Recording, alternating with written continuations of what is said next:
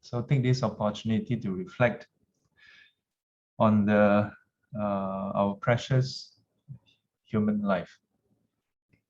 Yeah, the Buddha said that the chance of having a human rebirth in a time where there is the Buddha Dharma is as rare as a blind turtle surfacing once 100 years and then having a yolk, like a ring, floating around in the four great oceans.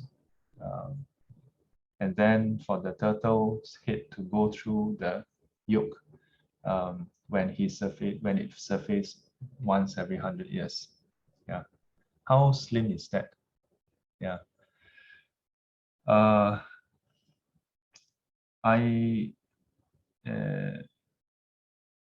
In many suttas, the Buddha mentioned this. Yeah, that the number of sentient beings that take human rebirth is very, very small compared to that which take rebirth in the lower realm. Yeah. In the past few years, I have some thoughts about this. If you think about it, does it mean that taking human rebirth is a random thing, where it's a matter of chance? It's not.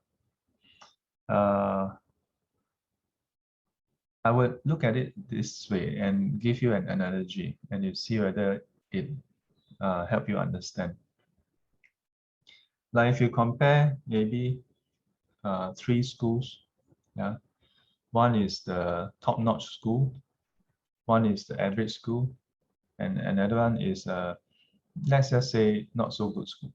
Okay, so every year they have the results coming out, and every year they will have a certain percentage of those who let's say enter university, yeah, percentage of those who fail, and so on, right? So if you are in a good school, then the percentage of the percentage of students going to university in a good school will be higher or lower? Higher or lower? Higher, right? How about the not so good school? Will be much lower. The average school will be somewhat average. Yeah. So, but does it mean that when you're in the good school, then it's just a matter of statistics or chance, and so your chance of going to university will simply be higher simply because you're in the first group, and whereas if you're in the not so good school, then your chance is much lower, right? What determines that chance is how hard the student study, isn't it? Yeah. So in the same way, I start to appreciate that when the Buddha talked about the number of people who actually take human rebirth, he's not trying to tell us that it's by chance. If it's by chance, then he don't have to spend 45 years teaching us how to practice, train our mind, avoid unwholesome, practice wholesome, right? He don't have to teach us Sila, Samadhi, and Panya. He don't have to teach us all these things. He teaches us all these things to increase our chance. Yeah, so that we belong to the good school cohort. Yeah, and your so-called chance of clearing the samsara exam, yeah, and then with flying colors will be much higher. So for those who observe the 10 wholesome deeds, the 5 precepts, then you would be among the few who take human rebirth. Yeah, but if you are those who totally have disdain for such things, yeah, who don't engage in wholesome practices and wholesome thoughts and so on, yeah, then your the description that was given totally fit you, yeah, that your chance of taking human rebirth is very, very slim, because even if you are like you don't really cultivate maybe once in a while you have a thought of kindness. So that once in a while thought of kindness still count, you know. But it's just that the chance for that to ripen may take a long time, you know. Uh-huh. So as a result, your so-called chance of taking human rebirth becomes very, very slim.